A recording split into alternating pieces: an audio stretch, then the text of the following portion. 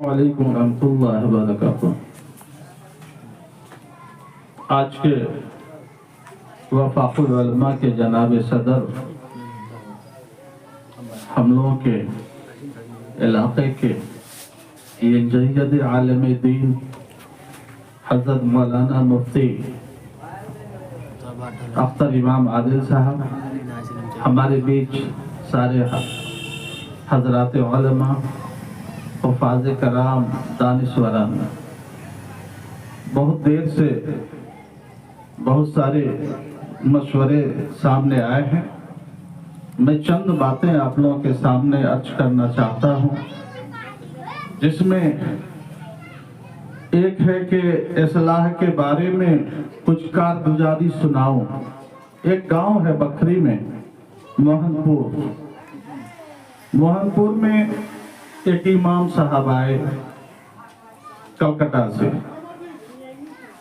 اور کچھ دن کے بعد ایک میت ہوا تو اس میں امام صاحب قبر پر اذان دلوا دیے۔ گاؤں کے اندر انتشار ہوا، ہمیں بلایا گیا۔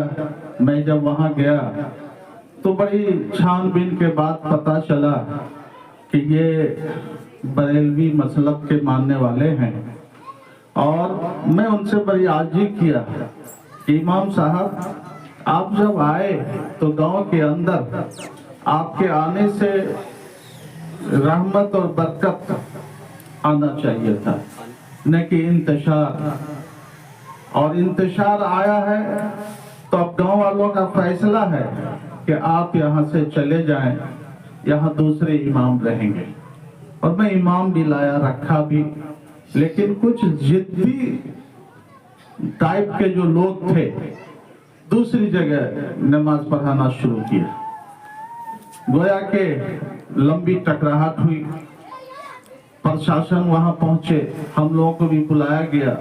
ہم لوگوں نے کہا کہ ایسا کیجئے S D O D S P صاحب کو کہ ایک پیس کمیٹی کی بیٹھک تھانے پر بلائیے۔ تھانے پر علاقے کے سارے دانشور آئے، علماء کرام آئے، اور وہاں چرچا شروع ہوئی۔ اس میں جو ہم لوگ کے طرف سے عالم دین تھے وہ اپنی باتوں کو رکھے، ان کے طرف سے بھی باتیں آئی۔ لب و لواب یہی ہوا کہ جو ہمارے افسر تھے نہ دیوبند کو سمجھ رہے تھے نہ بریلی کو سمجھ رہے تھے کہ دیوبندی کیا ہے، بریلوی کیا ہے۔ علاقے کے لوگوں نے کہا کہ مکھیا حلیم صاحب بتائیں گے اس کے بارے میں دیوبندی بریلوی کیا ہے۔ ہم نے افسر سے کہا کہ بس 2 لفظوں میں اس بات کو سمجھی جائے۔ کہنا تھا کہ ان کے جو امام صاحب تھے وہ حاجت کے اندر چلے گئے۔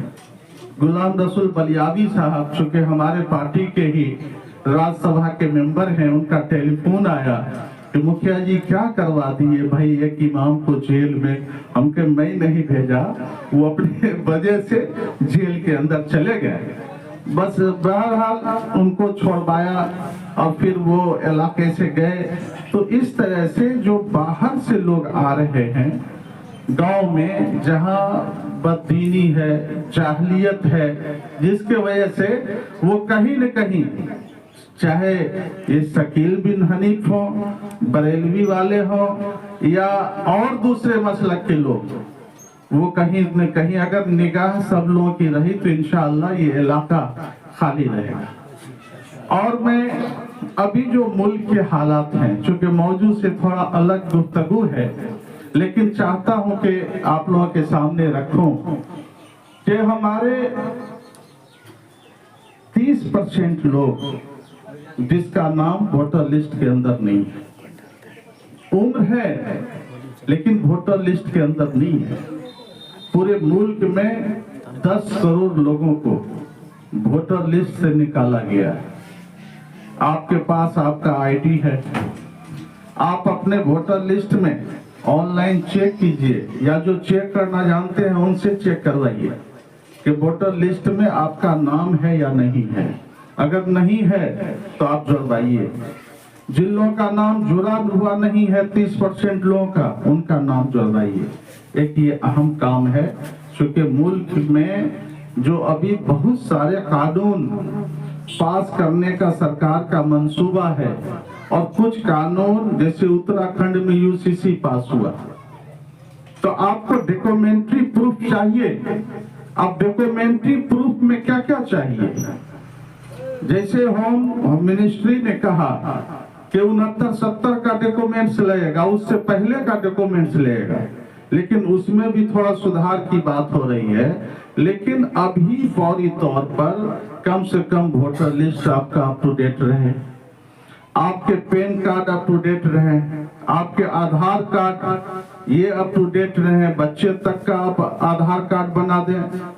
चूंकि ये कानून बहुत जल्द पार्लियामेंट पास कर देगी, चाहे सीए हो या एनआरसी, इस पर पूरा खाका उसका तैयार है। और एक बात और अर्ज करनी है कि अभी सर्वे हर जिला में हो रहा है।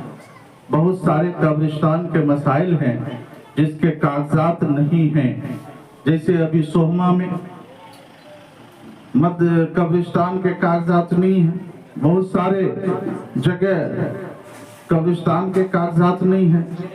तो अभी जो सर्वे हो रहा है उस सर्वे में आप जरूर दर्ज करा दें उस रकबे को, खाते कैसे को बकब्जे कब्रिस्तान, ये आप दर्ज करा दें। मस्जिद है उसको दर्ज करा दें। अगर सर्वे में दर्ज हो जाता है तो फिर आगे आपको किसी कागजात का सबूत देने की जरूरत नहीं है। यही चंद मसाइल हैं और एजेंडे जो हैं वो पास हैं। पूरे इलाके वफाकुल उलमा को जान चुके हैं। अल्लाह का फजल है कि इससे फायदा भी पहुंच रहा है। कुछ काम जो करने के हैं, अभी हजरत फरमा रहे थे कि हर जगह तंजीम कायम हो जाए, यहाँ सारे लोग बैठे हुए हैं। अगर हजरत सदर मोहतरम या और हमारे जो जिम्मेदारान हैं, ओहदेदारान हैं, उनके तरफ से हो कि 5-7 आदमी की ही कमेटी हर गांव में वफाक का बना लिया जाए, वो हेड ऑफिस को भेज दिया जाए, हेड ऑफिस उस पर मोहर लगाएगी। जो एजेंडा होगा उस एजेंडा को चाहे ग्रुप के जरिए हो या जैसे हो आप देंगे, इंशाअल्लाह जो इमाम साहब हैं, जो उलमाए कराम हैं, उसी रोशनी में मस्जिद में अपनी बात रखेंगे, इससे बहुत ज्यादा फायदा होगा। दूसरी बात, इलाके में बहुत सारी मस्जिदें जहां मकतब का निजाम नहीं है, बहुत जगह निजाम है, इसका सर्वे आइम्मा हज़रात को जोड़ करके लिया जाए और जहां मकतब का निजाम नहीं चल रहा है वहां मकतब के निजाम को कायम किया जाए। यही गुजारिश है। मजीद फिर इंशाअल्लाह अगली बैठक में फकत सलाम रखिए।